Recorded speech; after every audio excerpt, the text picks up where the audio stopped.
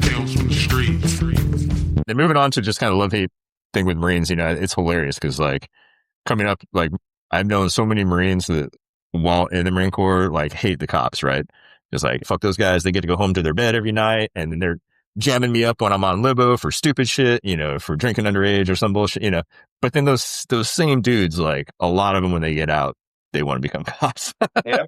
So it's like, cause they get it, right? It's a similar kind of, it's all kind of part of the same game. And I think a lot of that kind of like a lot of the fraternity and a lot of the kind of the vibe from the Marine Corps that, that can translate, to law enforcement. So it makes sense that they want to do that. And then just the personality types too, right? They want to go defend and protect the weak from bullies and whatnot.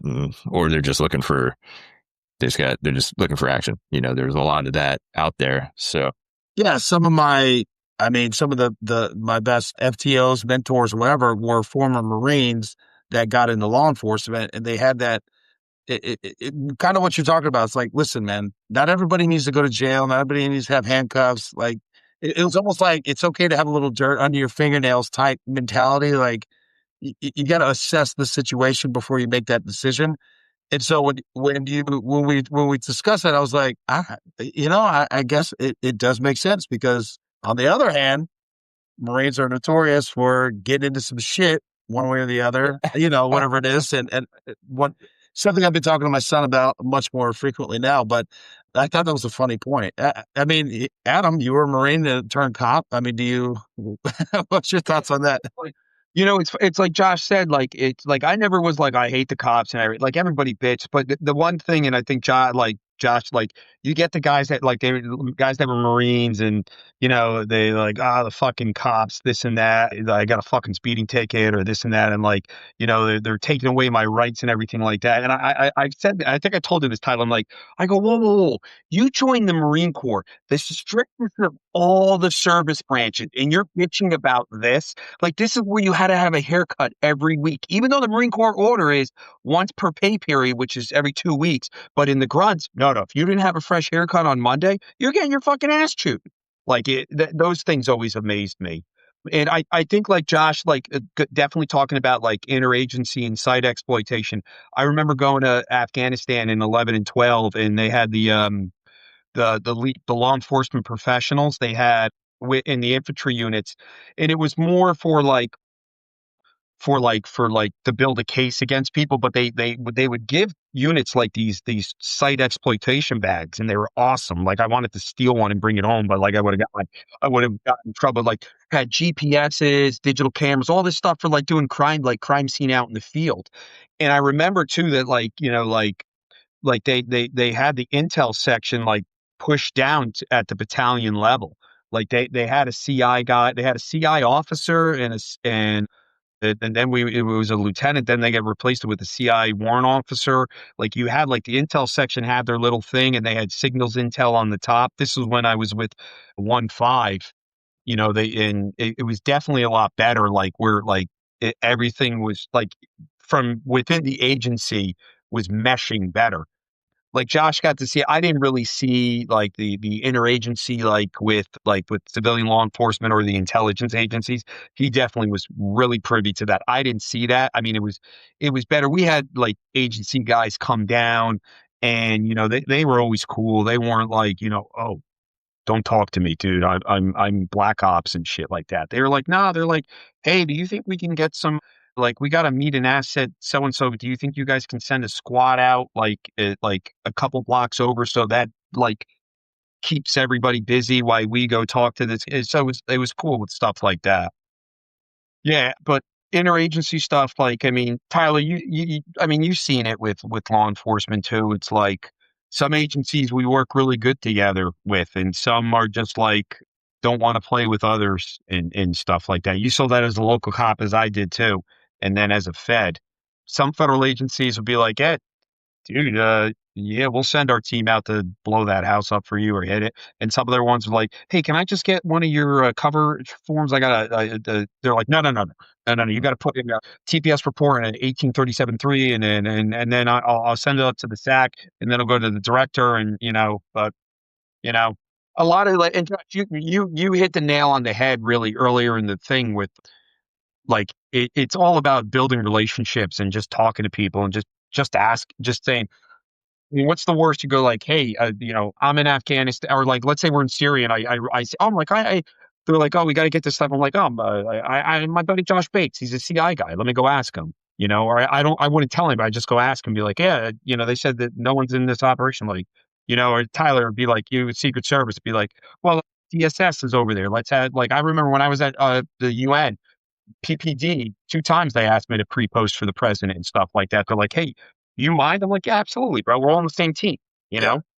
Yeah, Josh, you mentioned talking about infantry to intel, and it's reminiscent of being like a patrol street cop. There's bigger agencies that have, like, New York has intel guys and all this other stuff, but like, and then going to the Fed side, where you kind of like, hey, I've chased the bad guys, I've busted my knees, I've kicked in doors, and then you get to the Fed side, and it's like, listen, we're cops per se, but it's very different. Everything's a lot slower, more methodical. Like, I remember my BJ, who's been on the show a bunch of times, we would go serve warrants. There's just him and I, but yo, you want to go serve some warrants? Boom, we just go kick in doors, chase dudes through the house, grab them, whatever. And that's what we did. And then I got to the Fed side. I'm like, hey, I'm going to go arrest this guy on a warrant. They're like, whoa, we need an ops plan. We need 35 guys. I'm like, what? I said, I'm just going to go get him. Like, I'll just grab his ass. They're like, no. And so it's a very different mindset, I guess. Yeah, absolutely. Yeah. No, yeah. That transition can be jarring, but I think once people kind of accept it for what it is, then, you can leverage both sides of that coin to get after the ultimate objectives. So there's definitely things from my infantry days that, I took into casework as a CI guy. And there's definitely things that, had I ever been in a position to go back to the infantry side, like, I would have been much better at, having been exposed on the intel side for sure.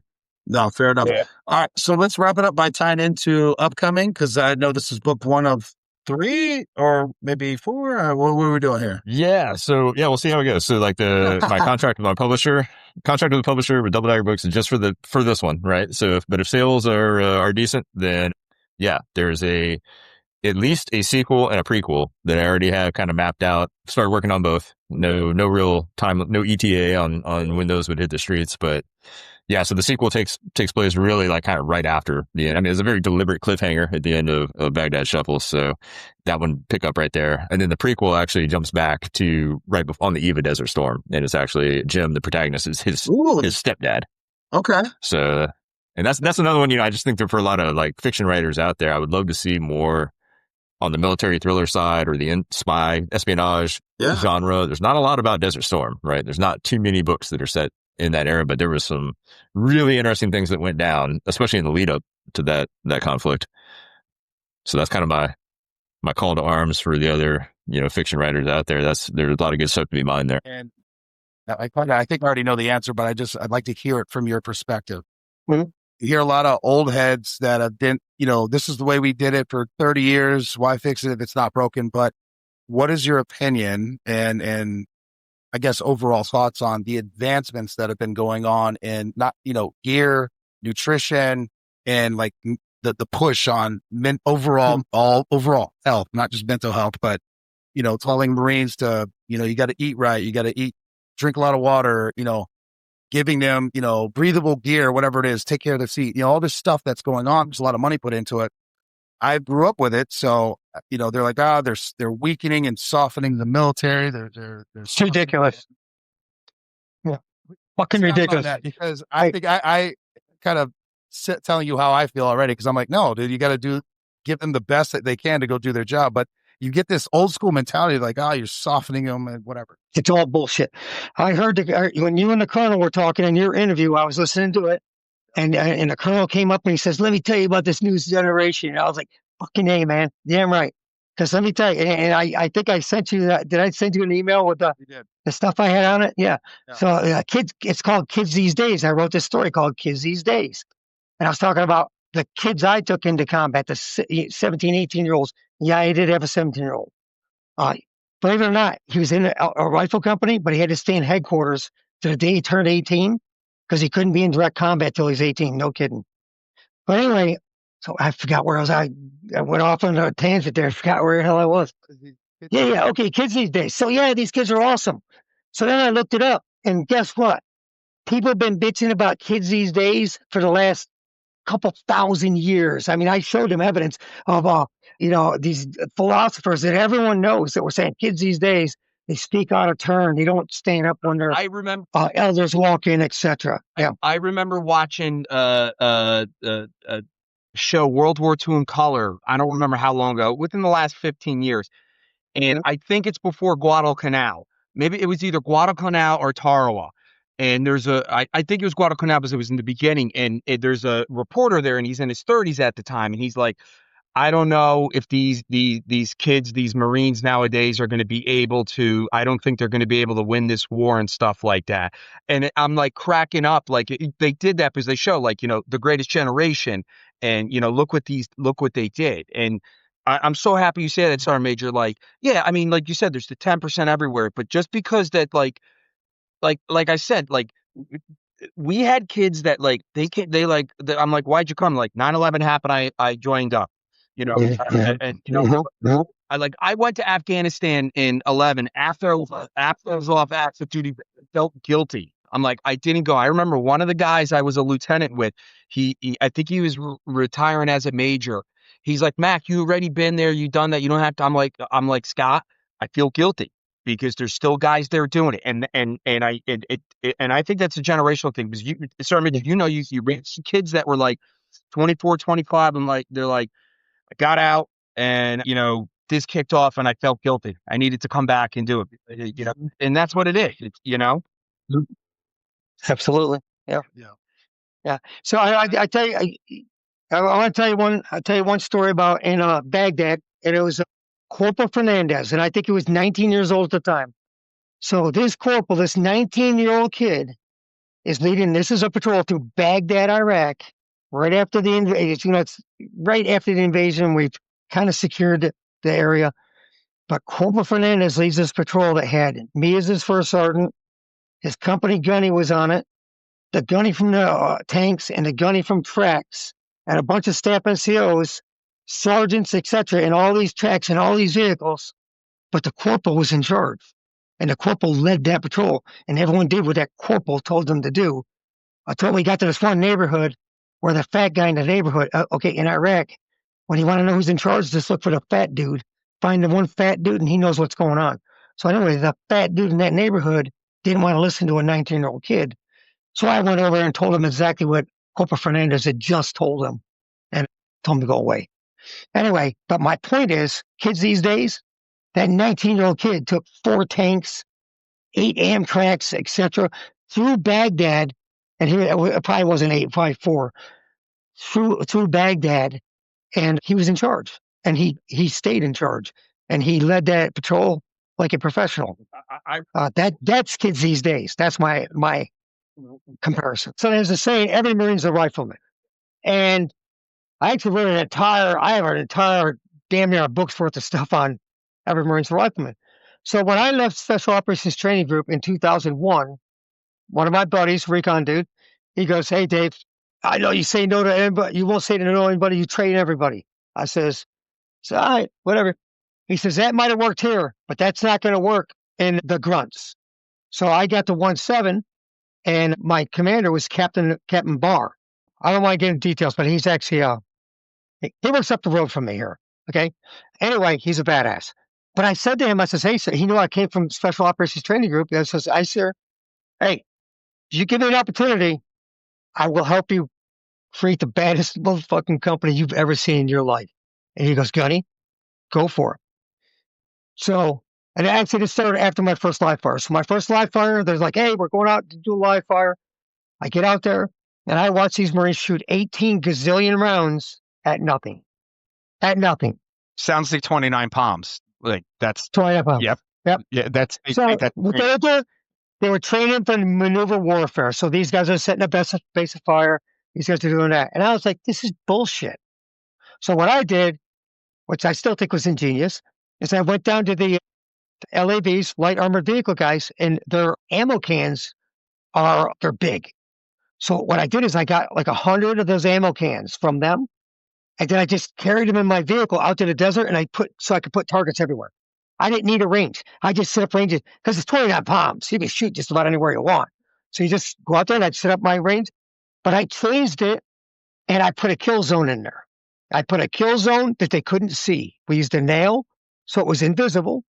So if they hit in the kill zone, we gave them a point out of the kill zone, or 1 and then 2, whatever. But we made them hit the targets. And then the captain, I said, sir, let's play a game here. It plays to be a winner. So every time we trained from that point on, we kept, statistics on what platoon shot the best, and whoever shot the best got to go to the army and get on liberty right away. It pays to be a winner. So we did all kinds of stuff like that. And I did a lot of things for that company. Like when we hike, weapons company or the weapons platoon have to carry much heavier gear. And what we would always do is we'd go to the armory. So we'd have 170 Marines at the armory trying to get all their shit out of one window. And I was like, this is asinine. Here's what we're going to do. Weapons platoon is always first. And I'll give them a half hour. And then every half hour later, I'll give another platoon. So they just walked up and got their gear and walked away. Rather than sitting at the armory for 2 hours doing absolutely freaking nothing. So I set up my humps that way too. Weapons in the front. And then I operated first, second, third, and then the next hump was second, third, first, etc. So I rotated them because being the last platoon in the hike always sucks. Yeah, the accordion Everyone effect. stretches out and you get screwed. Yeah, all the time. Yeah. I think because I remember when I was in 3-4, I had a company commander that was crazy, but he was actually really big. He would do things like that too. He would get 4x4s, and like when we were out in the field, you guys were in Oki at the time, so we were out in the field because just before you guys got back, and he would like the fire team that knocked down that 4x4 first would get he would bring them a pizza out when we were in the field. But he did it where it's like, all right, you only got 50 rounds per guy, so I remember that because Sergeant Major, better than me. Like a lot of times I don't know how it is now, but like a lot of times it was like, all right, we're just going to go out and do a dump X. Remember at the end of CAX when you're out at Lavic Lake and they're like, I'm like, what are we shooting at? We're just spraying ammo. Like we should be getting some feedback here. Mm-hmm. I didn't do that. In fact, so when we're in deployment, after we relieved you from 3-4, you were there in 2001. We got there in 2002. Mm-hmm. And so at the end of the year, like September, my buddies from SOTG they were still there, and they're like, "Hey, Dave, we got to get rid of 100,000 9mm rounds." So I took 50 Marines from 1-7, 10 from each company. I took them down to Camp Hansen for 5 days and shot their asses off. So they got like 200 rounds a day for 5 days. And they were absolute badasses when they were done. Because I don't do that simple shooting. We do some combat shooting. Yeah, Sergeant Major trained his guys to be, combat shooters. They may have not gotten like this in the bullseye. They may have gotten this, but those rounds were all in kill zones on dudes. Well, so let me ask you, where did you get that ideology from? Was it something you were taught, experienced, or you just kind of sat back and looked at it and was like, "This is dumb. We should do it a different way"? Like, where did that come from? That's a good question. Okay, so this is my philosophy from when I was a corporal on, is that I will do everything in my power to ensure that Marine knows everything they can to survive in combat. So that when their family comes to me and says, "Did you do everything you could to save them in combat?" I better be able to answer yes. So I train my Marines hard. And I even had captains tell me, when I stayed with them, they'd be like, "Hey, Sergeant, you need to relax. You're killing these guys." I says, "Hey, sir, I'm training for combat." You got a Bronze Star with a V for Valor. What time frame was that? Was that the 6 years of the unit before that, or when did that occur? Yeah, that was in the unit. So I had zero, although I'd been in some tight spots, shall we say, in Central and South America. I was in Bolivia during a pretty rough time, where some bullets were flying. Evo Morales actually put a price on my head when I was there, which is an interesting story. You should frame that somewhere. Yeah. Well, I should have kept it. Yeah, I really should have. There was an announcement. I should have kept it, but I was a slick sleeve on the right side. until I deployed as a physician in GWAT. And that set me up for success in a lot of ways, because more so than your average troop. I think of these guys that went to, basic training, AIT, and then show up to a unit just in time to deploy. I had decades of stress inoculation under my belt. Yeah.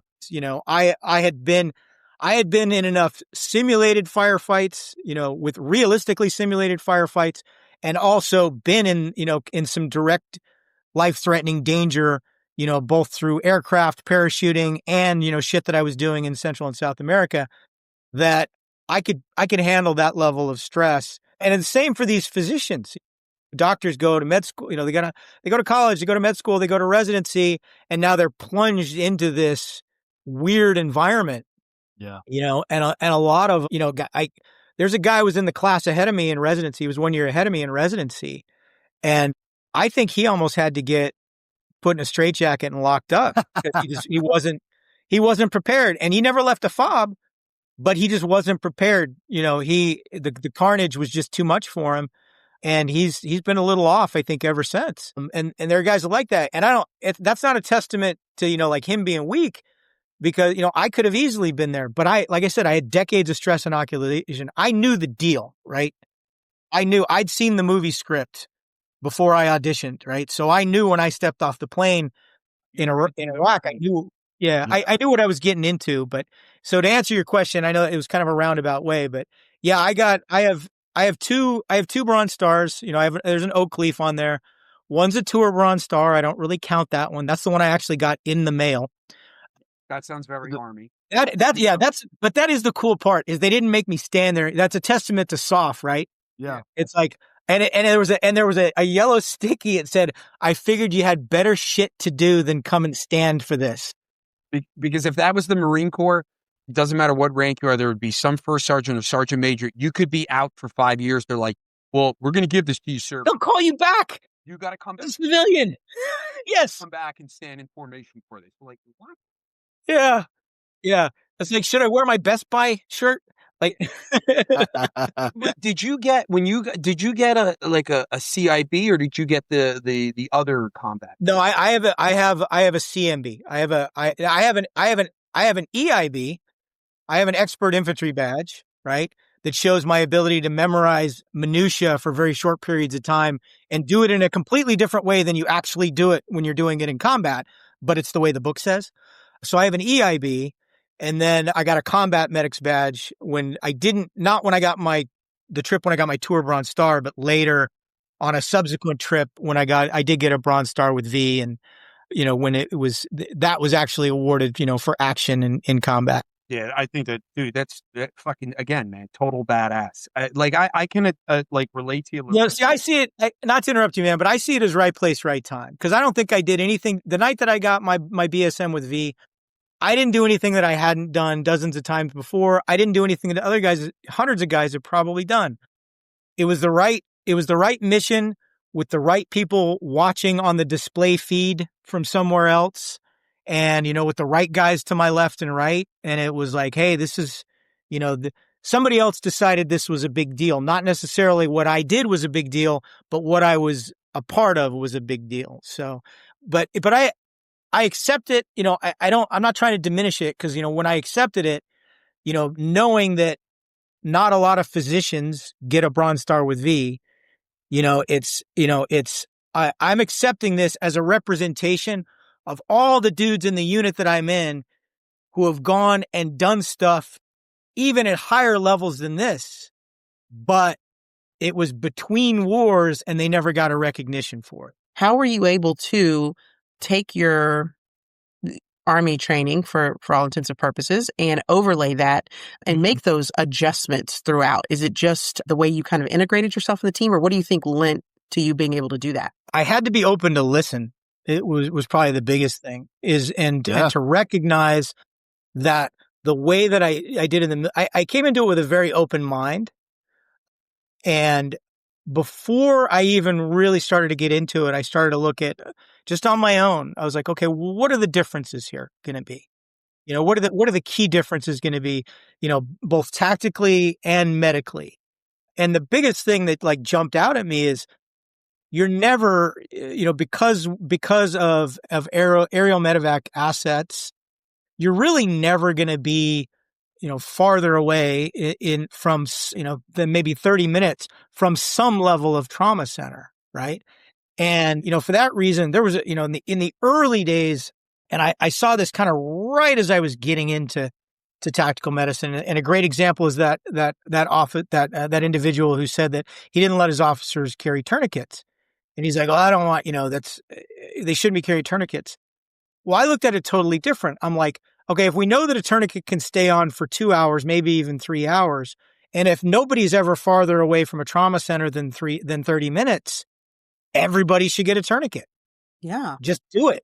Just put a tourniquet on every extremity, and you're going to be okay with that, right? You're going to largely have good outcomes with that. And I was fortunate at the time. I worked for a company that wanted me to go to a lot of these meetings and conventions. So that's when I started going to TECC and started seeing what they were stressing policy-wise. I had guys like Dr. Josh Bobko, Dr. Reed Smith, who would get up and give presentations and saying, "Hey, this is what the injury patterns are in mass shooting scenarios and in what law enforcement officers are going to see." And they're not, the injury patterns aren't the same as what we saw overseas. So I had to adjust what I was emphasizing in training, based on that. But you always have to recognize if you know what you don't know, I think you're largely going to be successful. And I knew that there was a lot that I didn't know.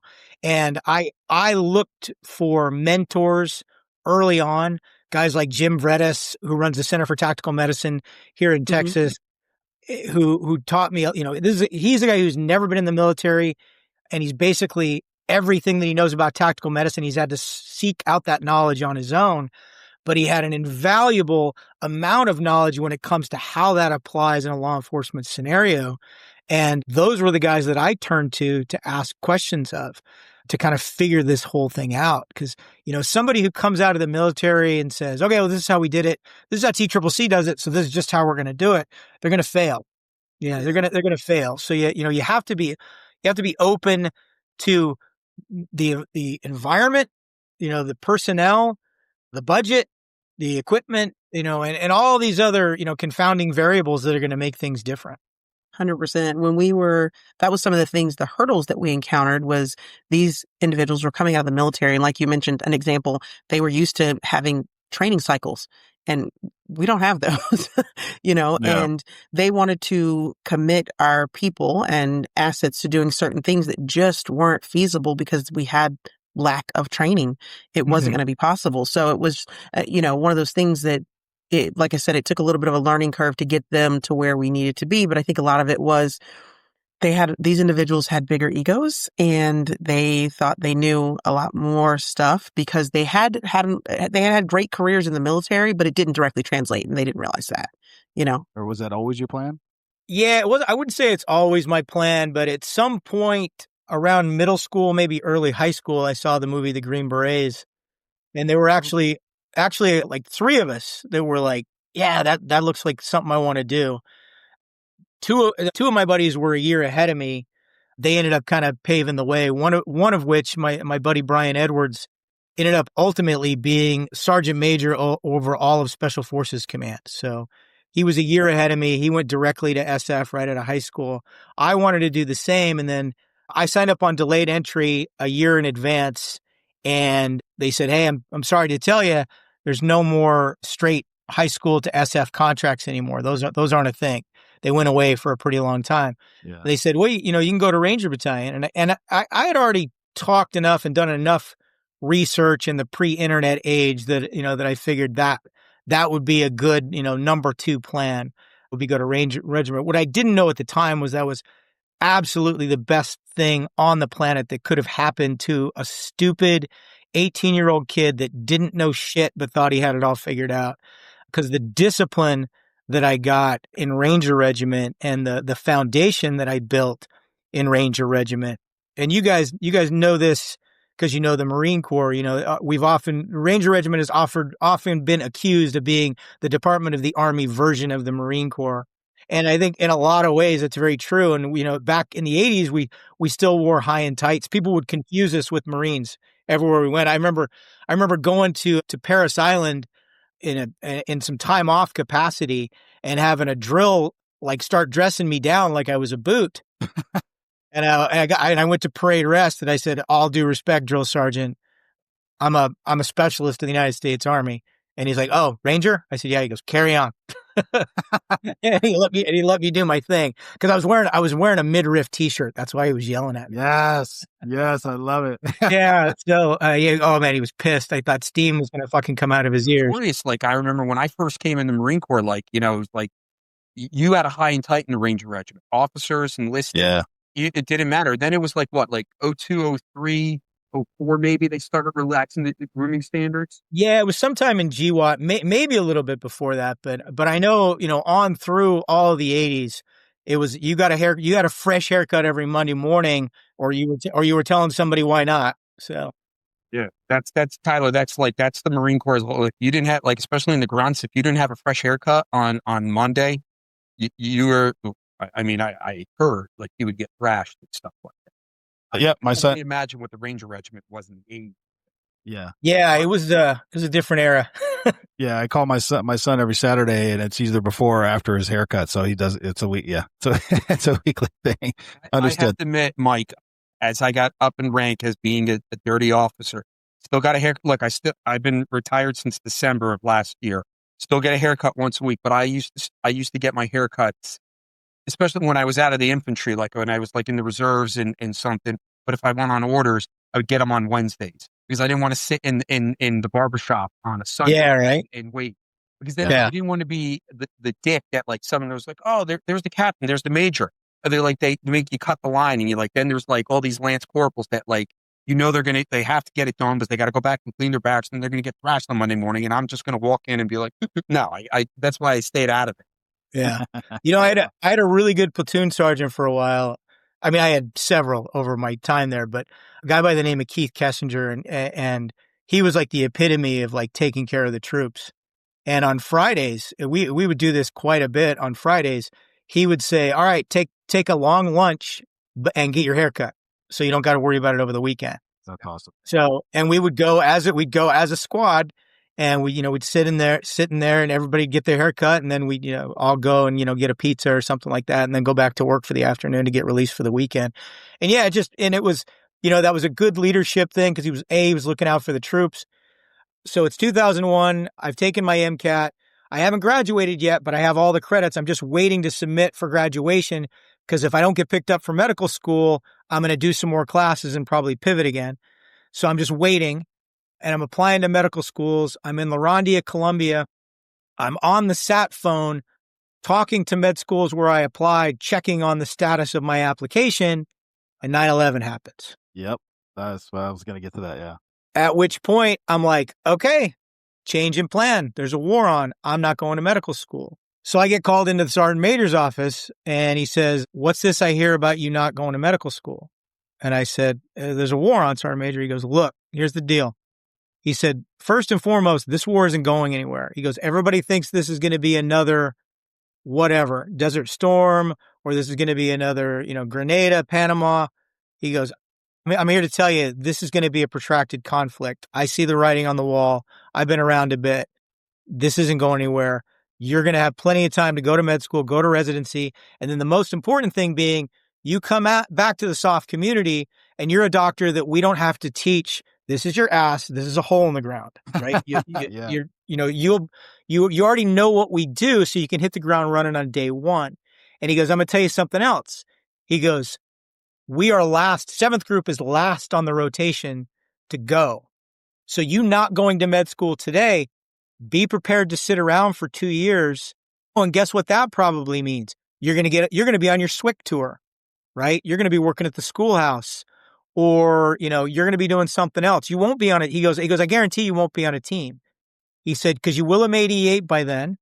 He said, you'll either be on a committee over at the schoolhouse, or maybe the first sergeant of the 18 Delta course, or you'll be a team sergeant, or you'll be in battalion headquarters. He goes, so things are going to be a lot different. He said, you need to go to med school. And everybody in my leadership agreed with him. They said, you need to go. And sure enough, they were right. When I got back to Bragg 2 years later to do a family medicine rotation, my company had just returned from their very first deployment. Got it. So he was 100% right. And, I did exactly what he said. I finished med school, did emergency medicine residency because I knew that was the key to getting me back into operational medicine, specifically into special operations medicine. And I was lucky enough in residency. I got a phone call from an old battalion surgeon who was in JSOC. He said, do you know what unit I'm in? I said, yes. He said, would you be interested in being in this unit? I said, yes. He said, okay, you're going to get another call in about 5 minutes. And 5 minutes later, I got unidentified number and a retired Navy chief who talked really fast, got all my information. And he said, I need you to look at your calendar right now. Tell me if you can be out here on these dates. I said, yes, I can. He said, okay, I'm cutting you TDY orders. I'm going to email them to you. And he said, we'll see you then. And I was actually coming off, I had coming off a night shift and I hadn't slept, but I was so pinging. Yeah. I actually ended up getting in my car, driving to work, driving to the hospital. And it was a Thursday, so it was staff day. So a bunch of staff were working because the residents were in grand rounds. And I walked up to the two staff that were on just happened to be dudes who had been in the unit. And I said, hey, I think I'm interviewing for the unit. And they were up so fucking excited for me. And they're like, oh, it's going to be awesome. This is going to be great. You're going to love it. You're perfect for the job. And I interviewed and I got hired and I did 6 years at the unit, 3 of it back at Bragg and 3 of it working remotely from Fort Hood where, I would kind of pick and choose what trips I wanted to go on. Although I actually did get called up to go on some short notice. Hey, we need you right now type of trips. So it was a great 6 years, the best 6 years in the Army because it was the time in my career where I was like, I can 100% when you go do something and it makes the front page of the New York Times the next day, you're doing good. Good stuff. That like you were maybe when he was parenting from a different place because of his own stresses and things, that part of the trusting him as a parent was kind of, now that you guys are kind of in a different place and he's coming from a heart of wisdom, you said, you are trusting him to go through those processes with the kids too. So huge point too.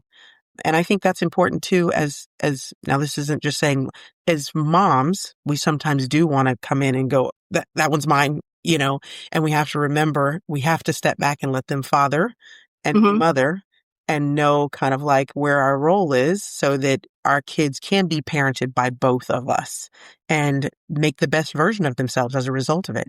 Yeah. And that's super important. And I understand the role of a father and the importance of that for a child. But when you're parenting out of anger, that's very difficult to now allow that parent to parent, right? So now it's so much easier now. I see the difference in his parenting style, which makes it now easier for me to back off because I know my kids need that insight. I know that, but it's just easier to stand by and let the kids get in a little trouble if they need to by that. Did your faith, you think, lead you down this path along with maybe the trust growing between you and Jason when it came to the parenting part of it? And do you think that the faith really helped you to kind of go, okay? Oh, yeah. For myself and for Jason, I know for Jason too, he dives in the Bible all the time and he really tries to live that out. And I see the difference with him and the kids. And I know it's because of that. I know it's because of that book. And the same thing for me. I read it. And I try not to just read to read. I really try to focus on what I'm reading. Sometimes I have to go back. I have a study Bible and that is super helpful. But yeah, I would pray all the time for just patience and understanding. And if I see Jason maybe say something I wouldn't say that might be unkind, I will pray on it. Even if it takes the whole day, I will pray for patience with my husband. I will pray for my husband to come to an answer, to be able to fix things or make things better. So yes, I guess long story short, for me, it's made a big difference because now the first thing I do is I will pray and I will pray to how can I be a better wife to my husband today? How can I be a wife? How can I be the wife that he needs in this situation? Instead of just being angry and be like, excuse me, what that, And it takes a lot. And there's some days, Yes. there was a recent day and I had to like just pray all day. And by midday, I was starting to, my flesh was getting annoyed, like this mother, and I was upset. And I just, continue to pray that when the time comes that we have a discussion about it, I am patient, I am understanding, I am thoughtful to the words that he's saying. And it's been really helpful for us. So yes, I think my faith plays a huge role into our daily lives. Yeah. That's so, like I said, just such an incredible thing that I think people will miss sometimes, that relationship formation, that building of trust again, and incorporating faith is going to lead you the right way. Your believing in him is going to lead you the right way. So I'm sorry, Tyler, I keep cutting you off. No, you're good. To Veronica's surprise, we're over an hour and about 10, and I want to make sure we have space for Living Blue Apparel, Igala, anything else you want to touch on. But I could sit here and listen to this. I love it because once again, you're both saying it with such ease, but having been someone who lived through it, not having that to having it, having it now, it's a game changer. It's significantly different in all aspects. So it's almost like you guys are talking to me because I'm like, yep, I've been through that. I did that. I was angry. I did that a lot. Yep. I understand. Like for me, I'm just sitting here going, yeah, I did all those things. So again, it helps. And again, a lot of the reasons that I like this podcast is it's not that no one else has other things they're going through, but a lot of people, they don't talk this way. They don't speak with just honesty and like, yeah, we're great now. We're in a great place. 2 days ago, I was about to curse that motherfucker out. And then I was like, you know what? Let me just calm down for a second. We're coming from a good place. Just to hear that, like that's honest. That's real. That's how things really work. It's not all, social media relationships where every day you're like on a vacation to Paris and there's never been an argument between the two of you, which I hate.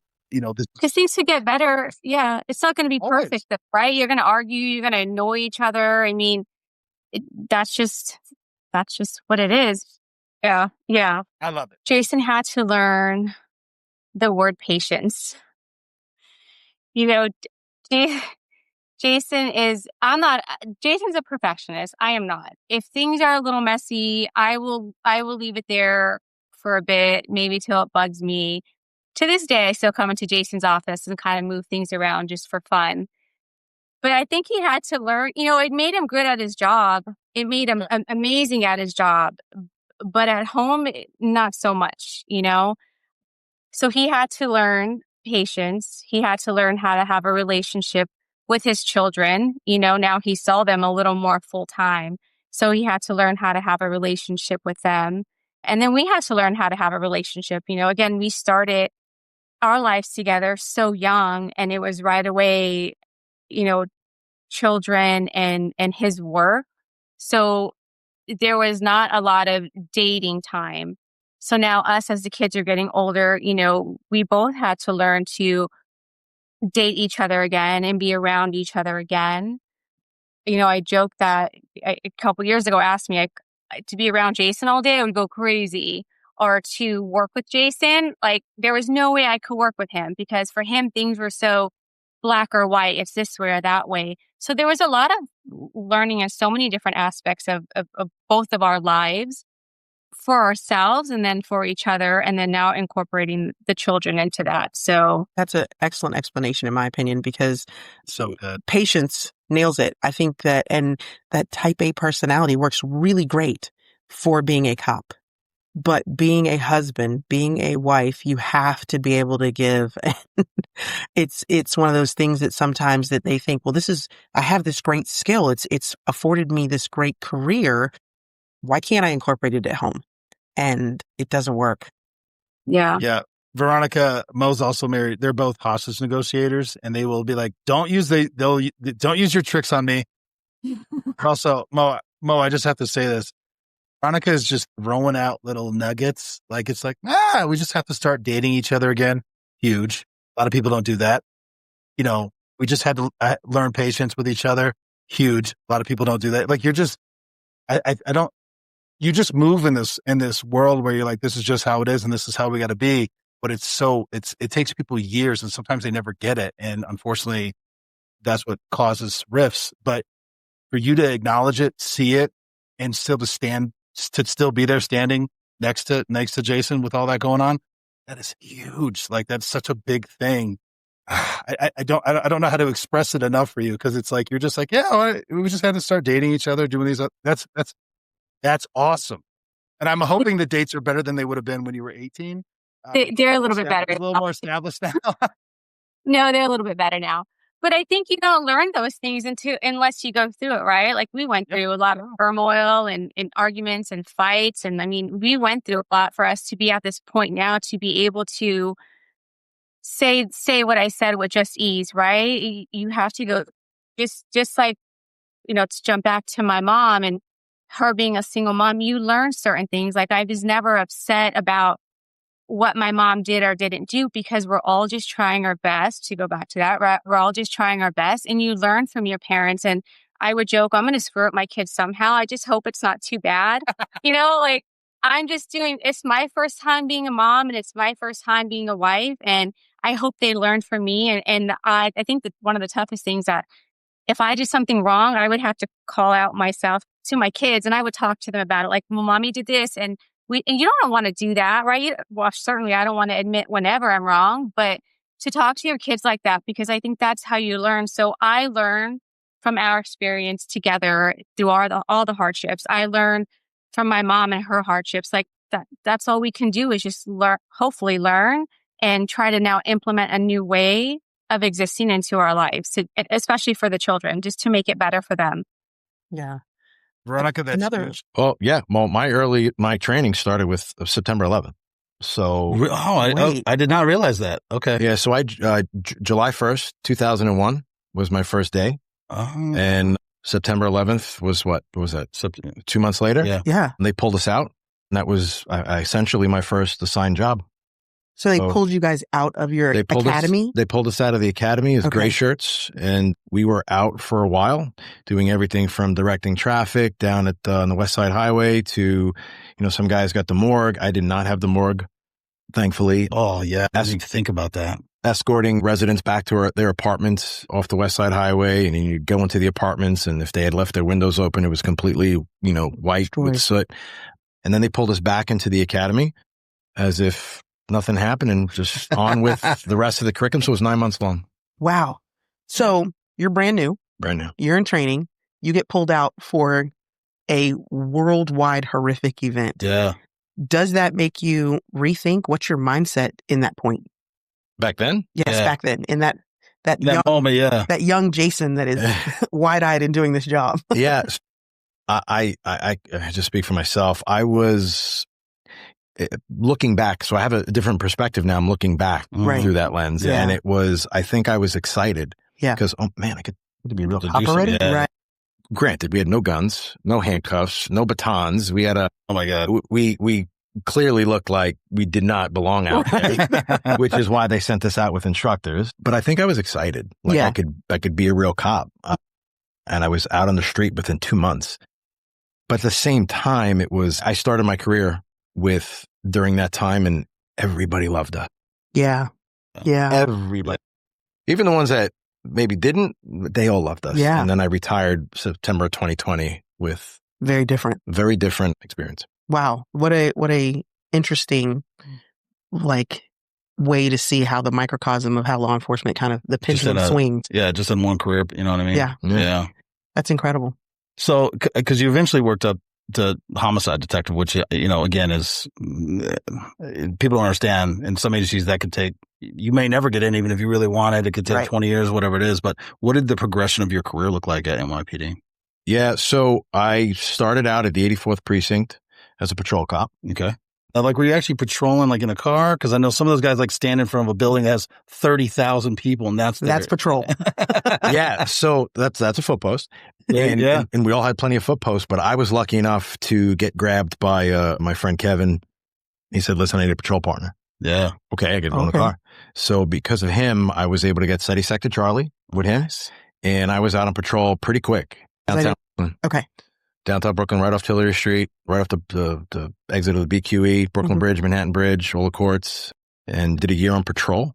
And then I had the opportunity to go to the conditions unit. At the time, I don't know what it looks like today. Yeah. But the conditions unit was all quality of life offenses. We were playing close, so that was cool. Yeah, that's very cool. When you say quality of life, what are you enforcing? People drinking in public, Really? using a bathroom in public. Things like that. Violations, misdemeanors. Yeah. And then I had the opportunity to go to that unit. And listen, I drove an unmarked car. I was in jeans and boots, good tactical. Yeah, of course. gear. Yeah, of course. Well, you can't run after anyone because you're wearing boots, but you need to look good. Gotta look good. Nobody could tell who you were. We all had blue jeans, Timbs, a jersey of some sort, and a ball cap, and we were completely inconspicuous. Nobody knew. Undercover. Nobody Boom. knew. Nobody The most knew. undercover. Yeah. I love it. We actually had a sergeant at Hillsborough that wore cowboy boots. Yes, he did. And I remember watching him. He did these super high kicks whenever he was kicking. But his foot would just slide. But you look good. Good doing it. He absolutely did. Was the idea behind being in plain clothes so that you could walk up and actually be able to observe the crimes, or were you undercover and kind of infiltrating that way? I mean, so we weren't quote unquote undercover. It was it. just basically an element of surprise. Got it. From there, I went into the crime team. So that was all felonies, Okay. right? It's interesting how they break How that they up. break it down, yeah. Yeah. I mean, listen, you commingled, but I did crime. I was in crime for 6 months. I was in conditions about two plus years, crime for about 6 months. And then I was lucky enough to get pulled up to the 84th Precinct Detective Squad with 4.5 years on. That's very quick. Yeah. I don't think people understand how quick That's is. incredible. That was very quick. That says a lot about what you were doing. Yeah. The job quality that you were putting out.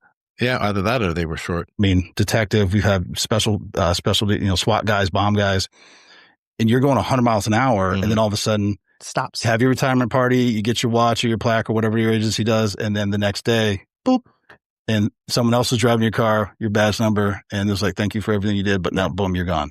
Did that hit you at any point, or were you already kind of you had something to move?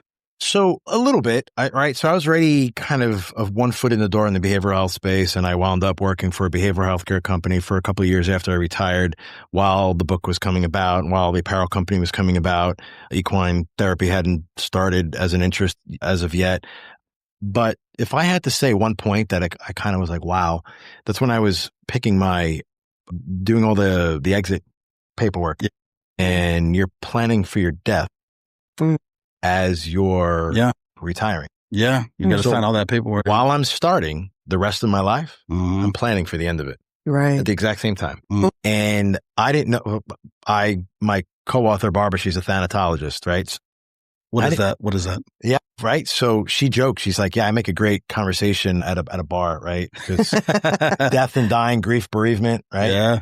People don't realize that the retirement process is a grieving process. Absolutely. Thank you for saying it that way. Yeah. It is. Yeah. You transferring is a grieving process, right? Mm-hmm. When you are changing from one thing to another that you enjoy, it affects you, right? So I was leaving one world, stepping into another. You might say, what is scary about your family? Well, you know what? Learning how to be around them in a way that I haven't been around them in over 20 years. Yeah. Is it going to work? Yeah. And that's scary. It's stressful. I miss the thrill of the hunt. There was nothing like hunting a human being that murdered somebody. You can't give me that high anywhere. Well, maybe on a horse now. There you go. See, we're getting in there. Yeah, but it's a grieving process. So it was, I remember coming back from my financial advisor's office when I was, finishing everything up, and it's all right, I'm doing this. And I was on Sunrise Highway in Long Island, driving back to my house in Massapequa, and I got emotional. Like, I'm not signing in tomorrow. Yeah. I don't, and it took probably a good year and a half before a holiday would come up, and I didn't have that angst like, I put it in. Wait, you dummy, you're retired. Yeah. You can go there. You can be present there. I could, but it was in there. Yeah. And the anxiety can translate. Like, it's the anxiety of, I don't get this call, but now I have this other, now I have to deal with family and do all the things that I haven't been there for. Like, what does it look like? What does it look like now that I'm here? So we made the decision together. I said, I spent over 20 years without her in what I was doing. Yeah. So we're doing everything now. And we haven't talked about it. She does this all with you. Your wife, I'm sorry. Yep. She was my first and foremost proofreader, editor. How fun was that? Listen, she tells me what to do anyway. So it really, honestly, I've gotten to the point where I couldn't send anything over without her looking at it first. I'll show her my social media post. All right. Is this all right? And I got to the point where I'm just so used to that now. Like I have to do it. Yeah. Otherwise I'll be like, I should have. Yeah. Yeah. And so we're involved doing the book together, obviously the apparel company together. We've built that from the ground up, and now we're entering this equine world together. And I'm just excited at the opportunity to change and be a positive influence in the lives of people that are struggling. There are people that are struggling. You don't need to go through some of the things you're going through. Yeah. Learn from others. Let us shorten that curve. Yes. That learning curve for you. You're still going to have to learn on your own. Yeah. But maybe we shorten the time a little bit that you would need to get to that point where you're okay and your family's okay again. I couldn't have written the book without Barbara, right? She shortened that learning curve for me. Yeah. And I had a mentor. She's still my mentor. So why not have that in the behavioral health space? Why not have that person that says, listen, it's going to be bumpy. Yeah. Right. And I need it to be bumpy for you. You need it to be bumpy for you, but you don't have to go over those bumps alone. Yeah. Right. All right. Sorry. So your brother was at the Pentagon because he was dropping his fiance's brother off. His fiance's brother. Yep. They had gone up together. His fiance's brother dropped him off. He told the security, the people that were trying to keep people away from the building, I'm a combat lifesaver. So they let him through. And so when I got there, I told them the same thing. And I went and found him, and we were just standing there. I remember just standing there with him for hours, just watching the building burn, watching them bring people to my left. I remember them bringing body bags out. And my brother had actually made a joke because, the firemen are trying to put the fire out. And he said, he made a joke. He's like, she's fine. She's just under her desk trying to, get air because they're spraying so much water in there right now. But once, the fire's out, and it's one of those things that you just tell yourself to get through it. And I just remember thinking to myself, I don't know how we're going to get through this. And after a few hours, he told me to go home. He said, just go home and sit with mom. And he came in later that night, and obviously he had no answers. And then for the next 3 months, he would go to almost daily meetings, updates on the recovery of remains, because what they had done was set up tents in the parking lot of the Pentagon, and they would just take big heaping piles of debris and they would sift through it for, remains. And when they finally had her funeral, they had only identified 85% of her. And I believe the funeral itself was finally held on December 4th. Jeez. So yeah, it was a tough day. I usually don't go to work on September 11th. I hadn't until this past year. I work at our local grocery store here, and I really enjoy it. And I thought, it's time to finally get out of the house and, be a part of society on that day and find something to do, take my mind off of it. And, I found that talking about it helps sometimes. It's funny. I was listening to you when you were saying about how I didn't feel like I had done my part. You're not the first person that we've had on our show to kind of say that. One of our individuals that has been on our show, and he actually wrote a book, Hiding in Plain Sight. Doug White talked about that was one of the things that really impacted his mental health later on in life because of something that occurred in the military where his unit deployed, they went without him, and he just beat himself down about not doing his part. Yeah. I think that is something that is innate in individuals who do this job, who become military, who go to law enforcement. They have such a selfless identity almost that they do sometimes beat themselves up about not doing what they consider their part. So it was very interesting to hear you say I hadn't felt like I'd done my part until I deployed. But then on the back end, like you said, there came a point where you said, all right, I think I've done enough now. That time period in itself, I was gone 33 out of 41 months. So if you put that into perspective, that's crazy. My daughter was in elementary school and my son was just one in junior high. So, 31 or 33 out of 41 months. That's a long time to miss your kids growing up. And then, you go back to Korea. I was gone for another year, so that's almost, and now you take my mom at 62 with cancer. I was done. I mean, I got to a bad enough place where I almost took my own life. And the only thing that saved my life is my son was in the bedroom about 30 feet away from me.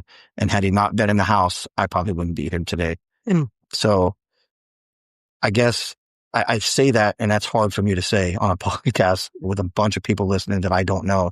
But I say that because I thought that was the end. I thought my mom's not here anymore. So that process was a couple of New Year's Eves ago. I was drinking, and I had said some things out loud that my kids heard. I was mumbling to myself because I was drunk, acting like an idiot. My wife was already in bed, and I had said some things, and my kids overheard it, and they went to my wife, individual and marriage counseling simultaneously.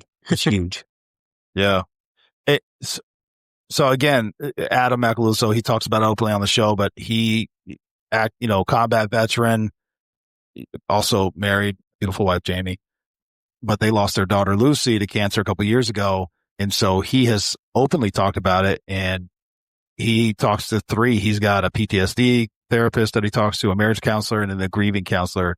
And he's like, it's almost like a routine for him. He's like, he honors those times because he's like, he could see where it goes because he's had friends that have gone down a different path, and he doesn't want to be that guy. And again, I'm not saying anything out of turn here, but the fact that thank you for talking about seeking help and seeking therapy, because so many men specifically, I'm a man, Mo, I'll talk about it from men. I had one counselor said to me something I'll never forget. He said, when you come here, you bring your rucksack and you have all your issues in your rucksack. And when you leave, you leave that rucksack outside my door. You don't take that home. Leave all your shit here with me, and I'll hold on to it until you come back and we can open it back up and bring more shit out. And the more I talked about it and seen it from somebody else's perspective, and I've told Mo this, I'll be honest with you, Mo is one of my biggest cheerleaders because it's hard. I mean, sometimes it's harder to talk about one thing than the other, talking about my childhood with my dad. That's not easy. Yeah. That's the one thing that usually I either get angry or sad. So I just encourage people out there that are having the same struggles, whether they're barons or not, just seek help. And you hear it 1,000 times, just seek help. I mean, look at the NFL now. I just want to touch on, we talked about a lot of these things that went on in your life, but you touched on it earlier about coaching and the things. And I know that now, life after coaching and doing all these things, that even though his kids are grown and adults, this is still a very bright spot in his life. I've had the honor of having him actually coach my little man. And that's why he's a champion. Damn it. That's why. But I just didn't want to leave it on the end of like all these bad, because but Coach Tony created that bond with him. And I think that was born out of the things that the life that he led. And this was his place. He was able to find his happiness started with coaching his son and then spanning on to now. So for those that are listening that go, oh gosh, I'm where he's at, this is the other side. There is another point to it. That's awesome. Thank you, Tony. Thank you very much. Thank you.